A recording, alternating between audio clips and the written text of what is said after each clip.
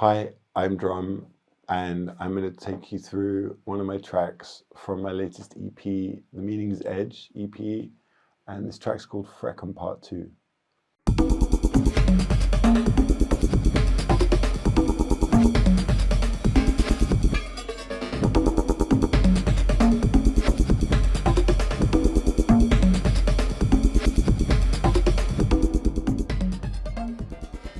So I want to talk about a track. I want to show you the session for a track I did called Frekm Pt.2. And I often do part twos of tracks. This is because I produce a lot of material as I'm working, and it can be a challenge to fit all of the material into one track. Often tracks kind of end up feeling like multiple parts are happening within one track anyway, and then sometimes I decide to kind of put them aside and create something new. So this one started out with this melodic flute line that I had been working on in Frekm Pt.1. And I'll just find it and play it so we know what we're talking about. So it might not immediately be obvious that that's the flute from Frekm Pt.1, but I'll just take some effects off.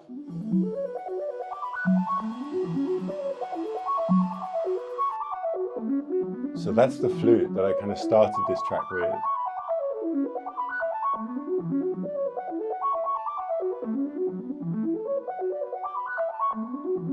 It's like little cut up sections of a melody that I already had, I guess the whole melody. And you can see from my session, like the way I work, I'm creating lots of different versions. Like version 1, and then I'm like, I don't know, maybe it should be different. And then version 2. So there's like loads of different tracks worth of stuff here. I don't know even what it's going to happen if we play this bit. This is Frekm Pt.1. And then this flute like evolved. So that's like the same melody, but it's played on the synthetic flute. And then when I say synthetic flute, I mean it's a synth that I made to sound like a flute. But speed, let's add like a higher tempo, and then like cut up a bit to this point, right? And then just some like effects on it. So then without effects, and then with effects. And then this frequency shifter just changes the whole thing.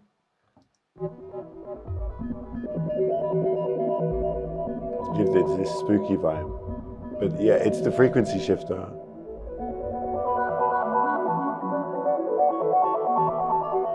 That's doing the spooky thing. I think I say spooky because I think it's like the frequency shifter brings out different overtone kind of resonances that are a bit out of tune, and I think out of tune feels uneasy and weird. I don't know, the uneasiness that you get from from dissonance, like unexpected harmonies. So yeah, from that, but then I wanted to bring that melodic, the melodic side of that sound out, because I think the frequency shifter makes it spooky, but it also makes it, I don't know, like I like how it sounds in like melodic version.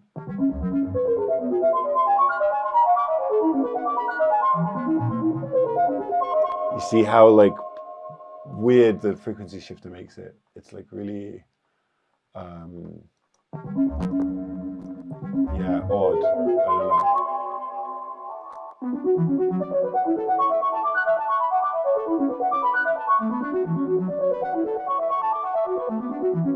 And then it's just a whole thing that I've been playing with, layering different I've got the recorded flutes. Some of it's this one actually that sits here. So some recordings of this flute and another flute that I have up there, with MIDI flute, and then also with this kind of synthesized flute that you're hearing now. So that's the synthesized flute, but then I've layered that with somewhere, these long effects chains. I can't find it. It doesn't matter. And then what's this flute?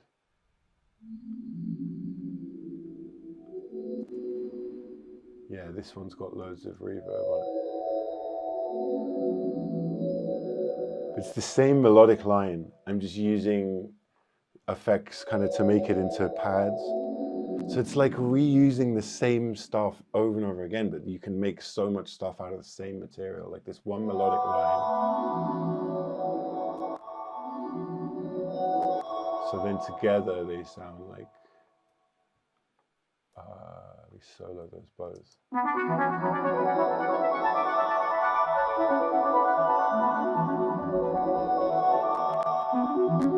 And then I got a whole other group of like recordings that I've made of me playing the flute. You can see like it's quite crude editing here to make a single note.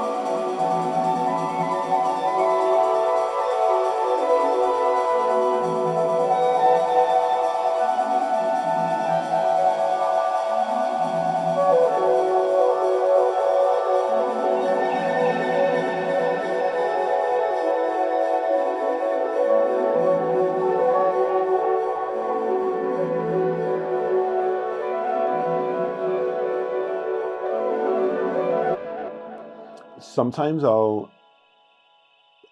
be enjoying playing an instrument and want to record it because it feels good what I'm playing, whether it's this or whatever. This sits here and it's quite, when something's loading or I'm rendering or something and I can just pick it up and jam, it's really nice. And then I might just come up with a little thing and then I want to record that. And then the recording sits on my computer and I can just, it's there to use when I want to use it, you know. And then I find once a flute gets its way into the track, or any instrument gets its way into a track, and once I start working it into what's happening already in the track, that is when I start recording specifically for the track, because then I kind of know, I need this note to be longer, or I need a certain thing. But it usually comes from like very free recordings.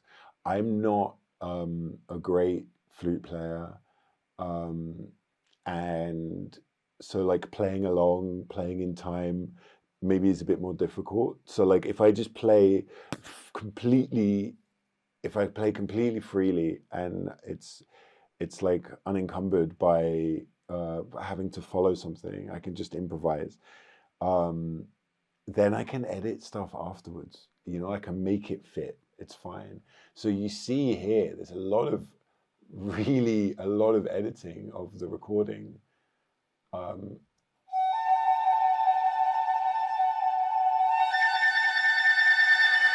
Like that trill is extended in a really, like if I take the echo off and the reverb off and the phaser off, you'll hear how crudely I've done it.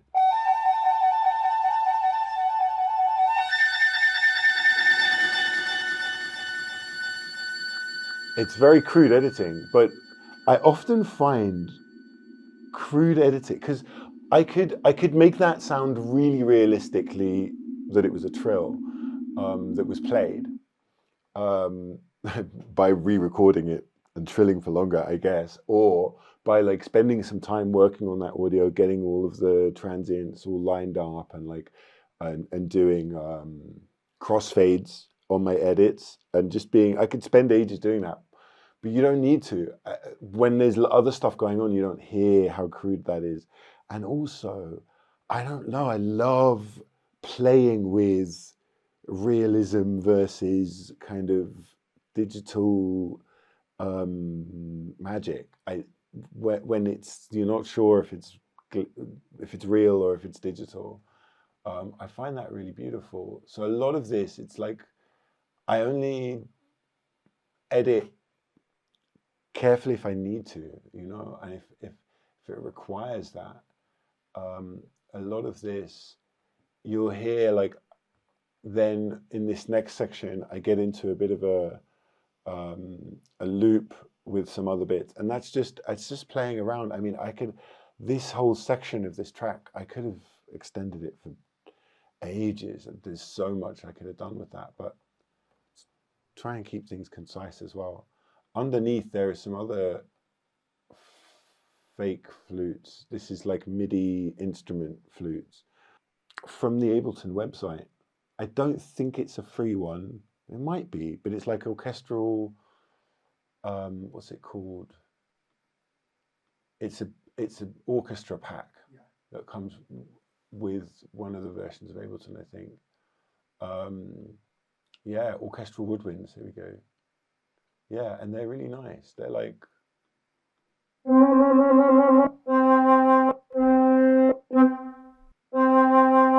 The thing about them, like, well, you'll hear, like, if I solo this.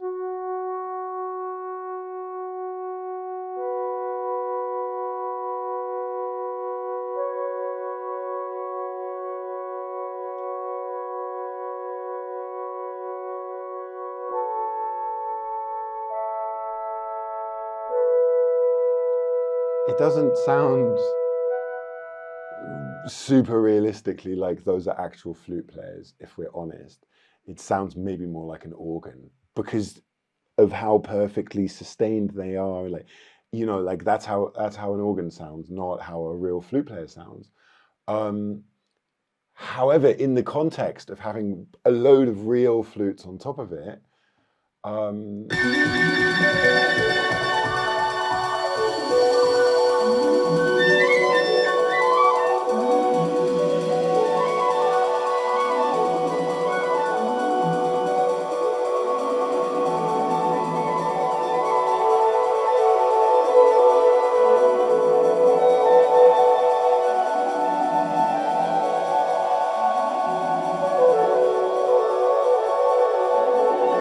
like I don't think we're listening to that thinking, oh, those flutes are fake, because we can't tell these ones underneath are fake because we've got all the real ones on top. So I find these tools, like, they don't always have to be spot on, realistic. I think there's a clarinet up here too as well, which, like, again, like it's.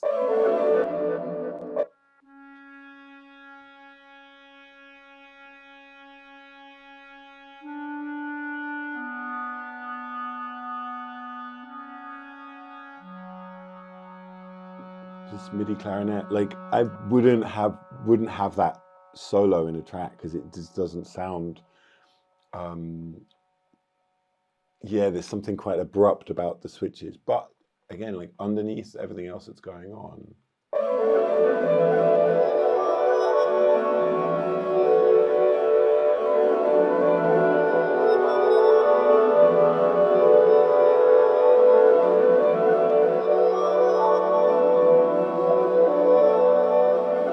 And just to show like some of these what's going on with these layers.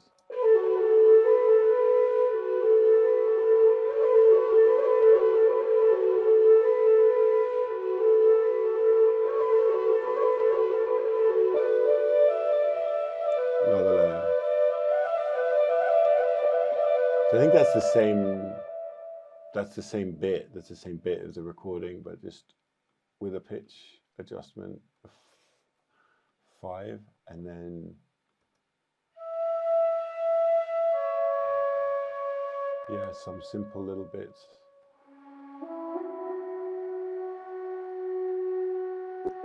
I mean, let's have a look at this recording. Like, yeah, it's just a jam. Like, I'm just playing a bunch of things. Let's put it over here and we can listen. Oh, it's here. We can listen to it.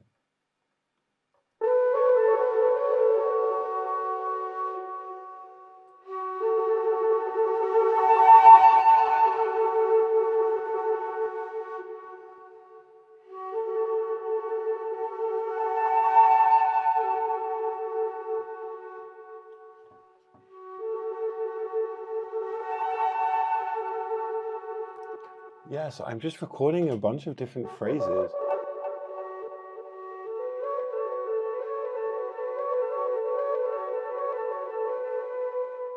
I've just recorded a bunch of phrases, and then it's just playing around with like different layering and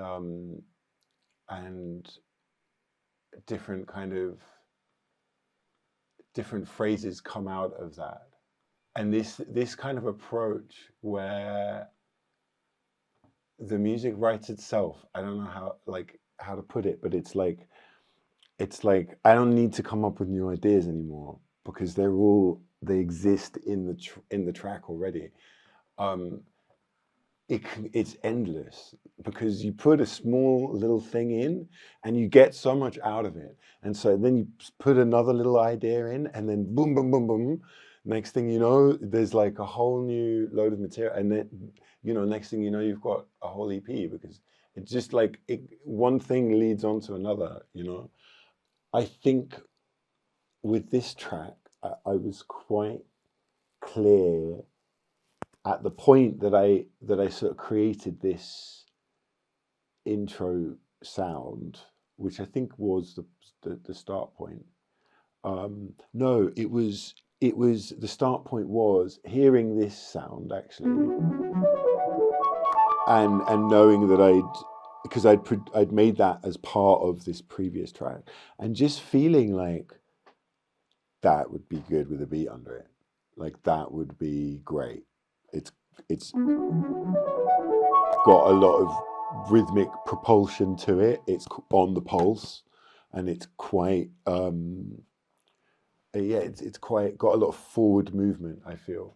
And so it's like, okay, there needs to be something that this will work with a beat. Let's do a beat on this track.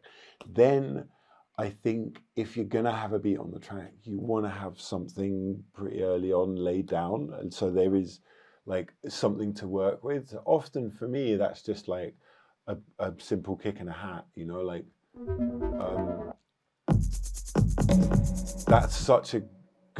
that's a beat and a shaker, but like that's such a good grounding point just to have some rhythmic element in there whilst if you're continuing to work on the melodic stuff, but like having at least something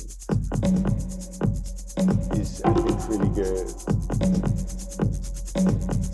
So I'll often actually, a shaker is something I often put down first as well, to like have something to anchor to, I guess, and then let's see what this beat's made up of.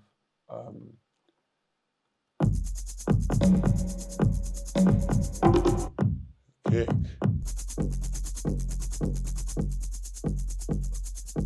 .808 with distortion.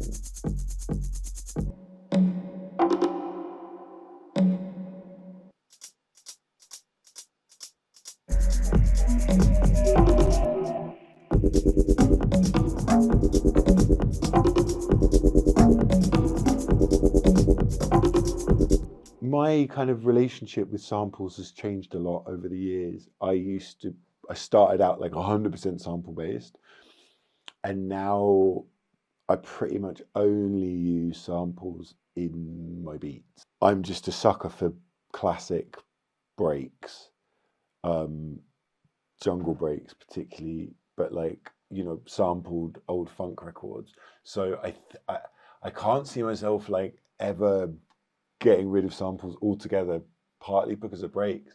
I'm using like some stuff from packs, from like sample packs, particularly stuff when it's like, you know, a kick drum like that. And then how much of this is sample? Because I have a bunch of percussion that I make my own samples for beats. I'm not sure if there's much in here, particularly cymbals. I find with using samples for cymbals, I don't get what I want a lot of the time. I wanted like these kind of like swooshy sounds. I just couldn't find samples for what I wanted, so I had to just buy cymbals. But for most of the time with drums and percussion, like using individual hits is working for me. What's this one? I think that's a funk break. Yeah, and it's funky drummer, isn't it?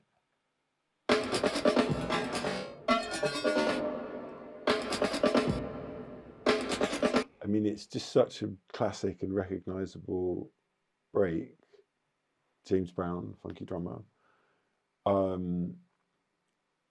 But it's just, it's still versatile. And still, like, I hear it and I'm like, I catch myself, is that funky drummer again? But like, it still sounds different. I don't know. Okay, effects on the breaks. I mean, let's just hear it with them all switched off for one.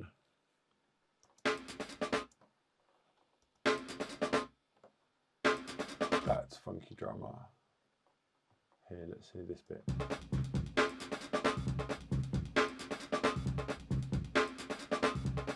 So chopped it all up, and then this is with the effects.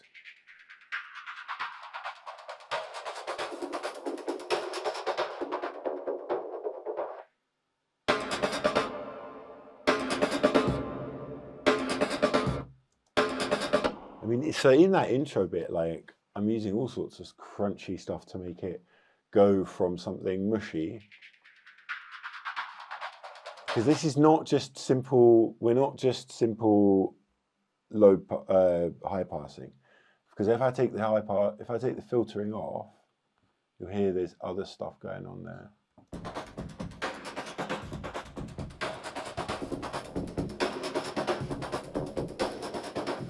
So as well as bringing the high pass down to kind of like bring it in slowly, I've made it super mucky, and then it comes clean when it's like when it's part of the beat, it's clean as hell. But as we're teasing it, it's all mucky. So that is partly chorus, because you put the feedback up on chorus. And this mad stuff happens. It's just like really screws up. So just using some of those chorus parameters to make it all fuzzy. Oh yeah, let's take the filter off. And then surely there's some distortion going on as well there.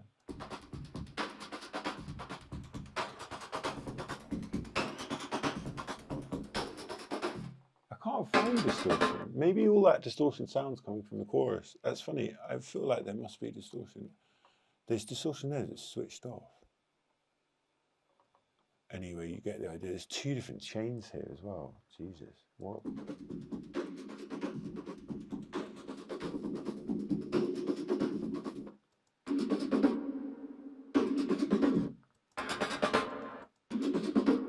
Different EQ. I mean, a lot of this as well is like just to have little moments where I can automate little effects for fills and stuff. You know, like that. It's just like, that's a delay that's making that weird sound. So like, if we put this delay, has got a really short time on it.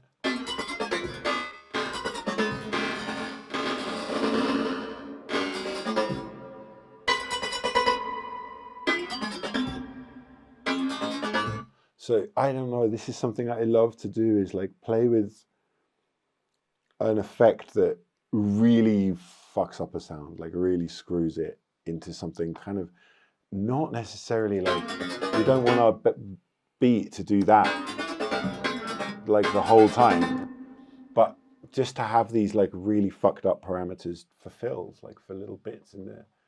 So let's hear that like together with everything.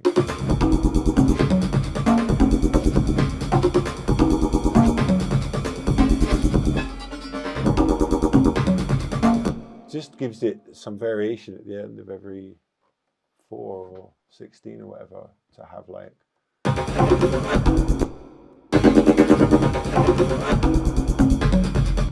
that's the beat.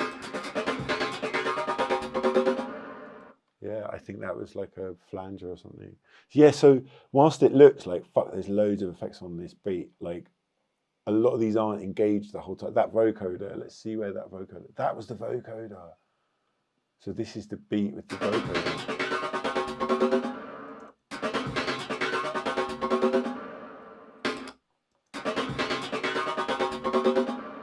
Yeah, cool.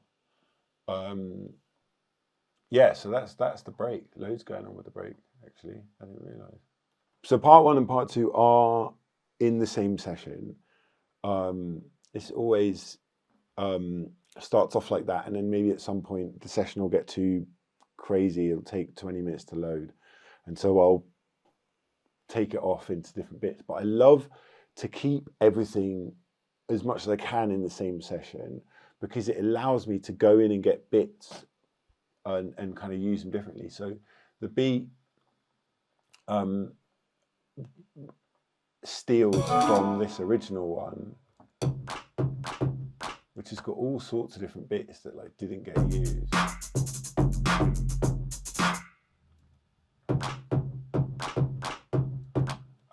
And so often when I'm making tracks, I want a new idea, I'll just go back and use an old idea and repurpose it, and a new sound. Or I'll be like, I need a new hi-hat. Like, I've got like 6 hi-hats in this session already. Like, I can just use an old one. And it's like this, when I get into a flow, I always say this, like, the tune is writing itself today. This is like, that's the ultimate flow.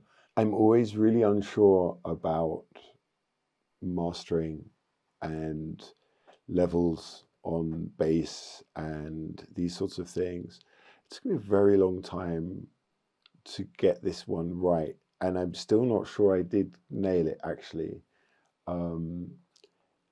It's really, I find it really tricky. This is always a question about, does bass belong in the kick drum, or does it belong out as part of a bass line, you know? And like, if you want bass in the kick drum and bass and a bass line, like, how do you do that, and how do they fit together? I'm always really, I struggle with that. I think the decision is quite a big one, because once you decide to have a bass line and not just keep the bass in the kick drum, then that impacts on what you're doing melodically hugely, because you're setting the bass note the whole time, and sometimes that means that the bass, you're more flexible with your melody because you've got a bass line and you can just put that bass wherever you want. If the bass is in the kick drum, that can ground your melody into one tonic, you know, into one like key, which can be super limiting. I've had times where I'm in that kind of track where the bass is in the kick drum, and then I want to change key. Like, I want to change key because the melody and the harmony of the track kind of wants me to do that. But then the kick drum won't let me, because the kick drum is what it is, you know. So that I ran into here very much. We're in, like, here, we've got bass in the kick drum. And like, that's enough bass, like that's a decent amount of bass for a club tune to have in its kick drum. We don't need a bass line, we've got enough bass here. But then, like, we don't need a bass line, but what if we want one? Because bass lines are cool. So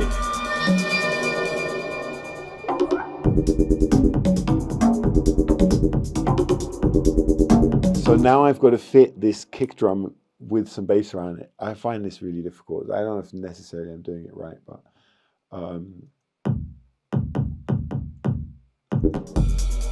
you hear the difference. This one's got like, there's some bass coming from somewhere else. Ah, where is the rest of that bass coming from? We've got this like stubby thing. Wherever it is coming from, I can't find the channel, but it's there. There's some weight down at the bottom, which I've taken out here.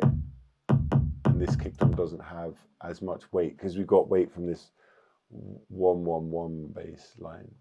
But then so that grounds us, like the 1-1-1 bass line grounds us in like harmonic, like in a key. It grounds us in a key.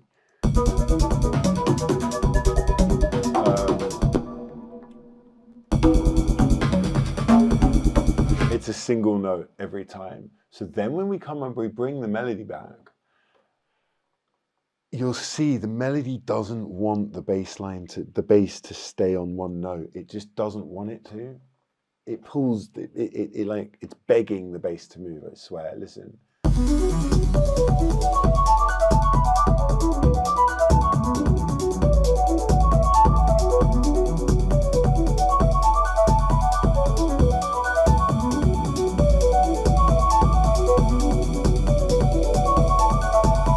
Like,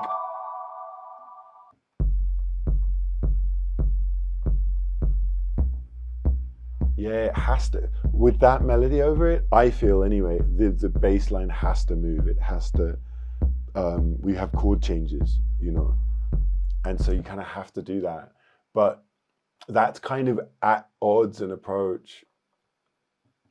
That approach is at odds kind of with this approach, where we're sticking on, having it on the kick drum. I generally think of these different approaches as being different types of track. Like, you can't do it in the same track. You have to pick. You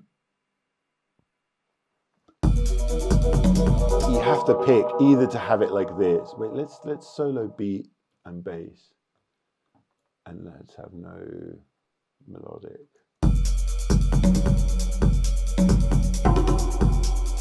That's where the bass is just on the kick at this point.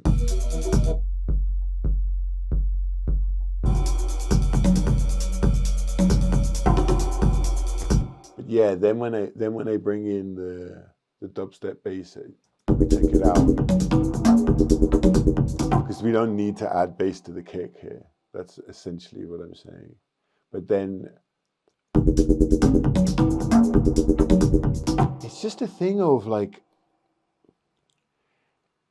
I think particularly when we're working with in this kind of like techno beat-based kind of world, we're not necessarily in a key. The concept of being in a specific key doesn't really necessarily exist. It's more about sound design and kind of other elements. And if there is a pull to a note that may exist in the kick drum or in some element, like it doesn't have to be there. Like, we don't have to have a sense of a key. So being in this world where we're not really tied to a key, it's super freeing, and we can do stuff like with this kind of frequency shift stuff. Like, that can be really hard to place key-wise as well, because some of the harmonics kind of clash, which is a really great place to be. But then, like, I find it can be a tricky balance between that world, this like a melodic, a harmonic kind of world, with the world of keys and harmony and melody. you get kind of clashing things. I think that's when we have to start thinking about like how can we repitch our kick drums around those melodic elements. I'm like talking about this stuff in a way like I don't have solutions to these. I'm sort of putting questions out there. Like I find that that is partly my approach. Actually, I'm sort of, in a sense, you're problem solving as you go, but like it's more exploratory. Like I'm trying stuff out and kind of seeing what works. Yeah, so then we end up with this.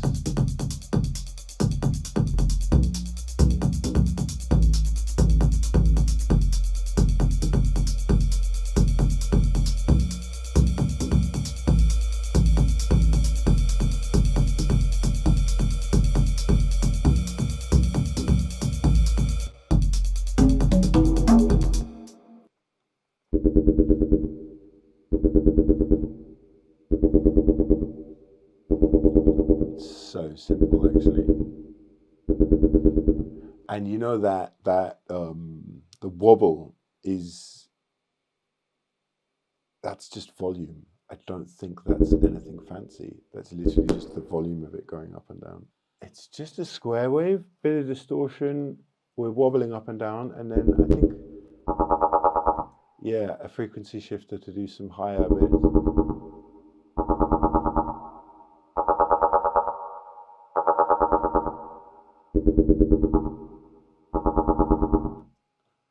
It's so simple. And some reverb and a bit of, like some EQ. It's funny, it's a dark art, this kind of stuff. Because like I look at that now and I'm like, wow, that's so simple. Is that all it is? It took me ages. And the ages was just like minor little tweaks. Also fitting it around the kick drum, like I said, it's a really tricky thing. I'm sidechaining with the kick drum. So like, let's just hear it with the kick drum.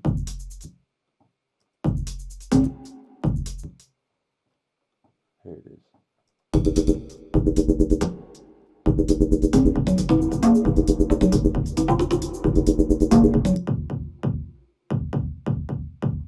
Yeah. It's quite a lot to have. So the kick drum is kicking that out of the way. And then I've got, yeah, and then here I doubled it up. So I've got the bass coming in afterwards.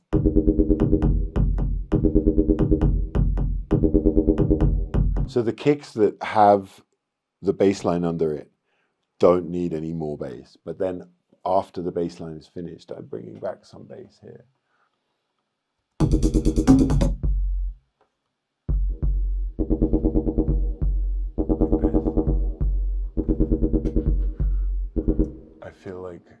I feel like with a sound like this as well, like again, it's just like good to have a couple of little parameters that you're tweaking, so that you just have some movement, some change. So like I'm in fills,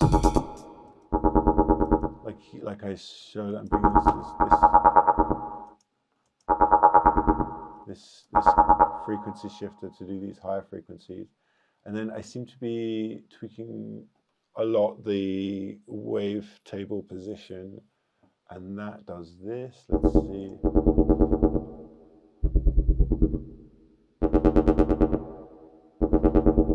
Yeah, it just makes it sound more square. I guess in this track, it felt like there's already quite a lot going on. That bass line could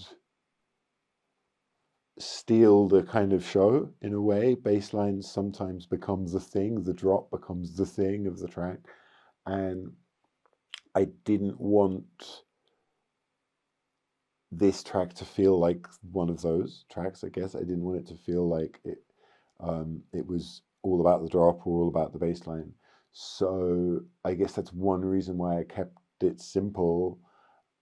it pushes you forward, and it kind of brings an exciting new thing to the track, but it doesn't take over because of that transition from something not so melodically driven to something melodically driven.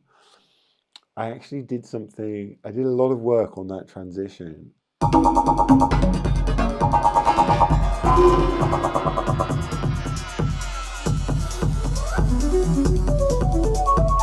Yeah, that's the transition. And I felt like it's quite an abrupt it was an abrupt transition. I put a lot of these kind of like smoothing over. I feel like it's like, I don't know, like it's like plastering over a crack, you know. This is the crack, and the plaster is like these sounds.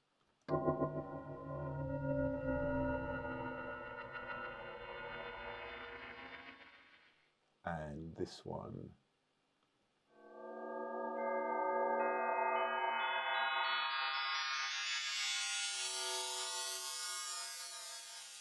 Now, firstly, it's like they're swooshes, and they're kind of these smooth, and they have very directional motion, if you know what I mean. They feel like they're going from one place to another because they melodically move, and they kind of move through the spectrum. It's like these kind of like spaced sounds.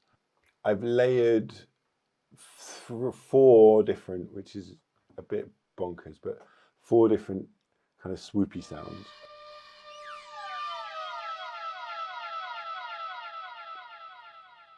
That one is flute with some effects. It's a flute sample with reverb going through echo, but then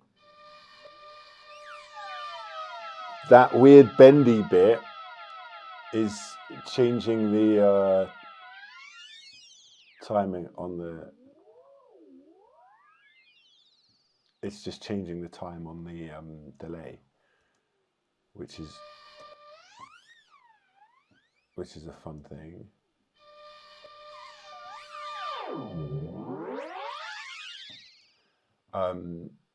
So a bit of the flute, making these whooshing sounds. Honestly, I use these all the time just to like smooth over cracks, smooth over transitions, like make things flow better. But specifically this one,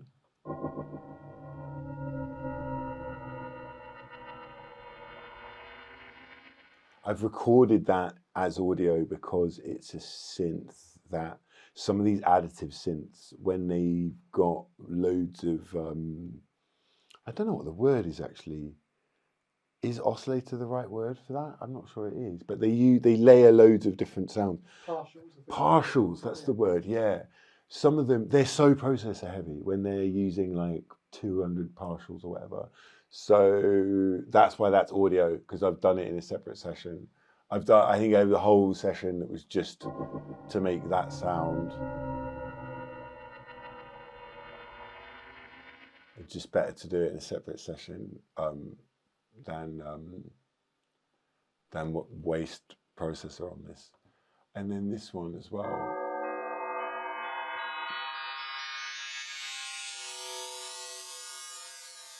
Same kind of thing, like additive, loads of partials. And like the reason for choosing this kind of sound for this purpose is because I'm transitioning from this kind of non-melodic world to this melodic world. And this kind of sound, they're perfectly that. They're kind of melodic, they're kind of harmonic, but it's sort of not. It's hard to find what the key is there, like, because there's so many different harmonics. So, but it does kind of sound like melodic elements at the same time. So it's weird. It's an odd one. It's an odd kind of sound. And so layering all those together. Oh yeah, and then there's this one. don't remember how I made that. It's not a sample because it's called Audio 5, so I must have recorded it, but I don't know what I'm doing. Anyway, it's that kind of, you find that kind of sample in sample packs as well. But yeah, if we just put those all together and listen to them.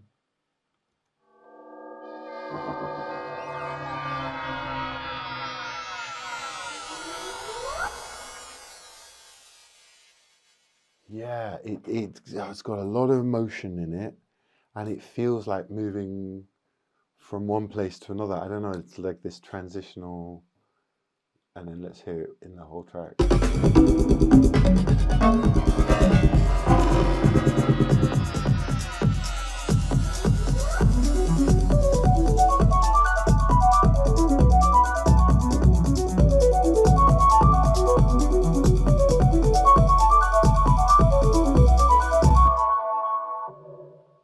I love this kind of sound. I find them really useful. And again, you can see like structurally, they're markers. They're like at the end of sections to kind of like smooth over those gaps, you know, like smooth over transition. I think often as well, I think of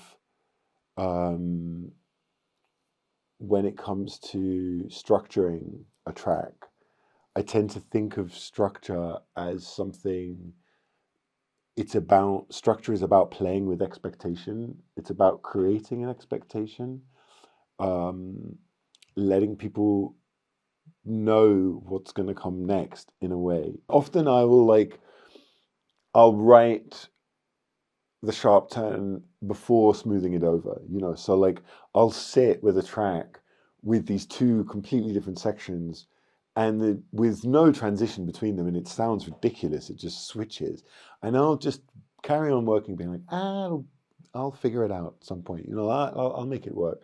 And I can make it really difficult for myself, you know, because it's like there can be a challenge, you know, how do I get from A to B? And sometimes, yeah, I'll think to myself like, I'll be able to smooth that over. Doesn't matter that it's in a totally different key, or it doesn't matter that it's a totally different sound space or whatever. Like, I'll figure it out. And sometimes, yeah, I don't. Like, you know, and that does happen. I get really far with a track, and before I realize this is not gonna, I don't know how to solve that problem, you know. So I think that's one of the reasons, like learning from that happening too many times, it's one of the reasons, like, I like to kind of, how do I put this? Like not let my imagination do too much of the work too much of the time. So like if I'm thinking like, oh, I'll fix that later, it'll be fine, it's probably best to just kind of do it now. So like, you know, if I'm working with something and I think like, oh, it'll sound fine once I EQ it, what if it doesn't? But it's better to do it now.